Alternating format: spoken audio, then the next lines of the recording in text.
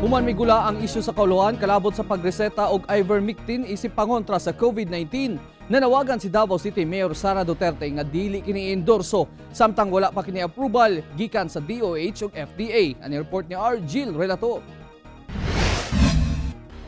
Nahimong init nga hisgutanan karon sa kauluhan ang pagpang-distribute o pagreseta og tambal nga Ivermectin ngadto sa mga residente isip pangontra o tambal sa COVID-19.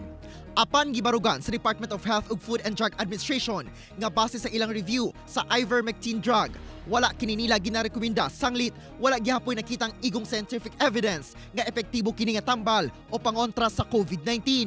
Sa karon, ginakonsidera pa kining investigational drug.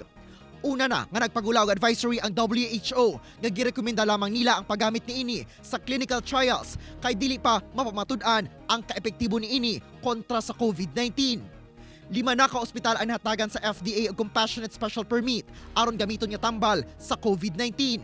Subay ni Ana, dunay panawagan si Mayor Sara Duterte. Dili nila i-endorse ang produkto or i-reseta ang produkto sa ilahang mga kaila, sa ilahang mga pamilya because Ivermectin has not been proven to cure COVID-19. It has not been proven to provide prophylaxis o hindi ka ng dili ka matakdan og COVID-19 kung mainom ka og Ivermectin.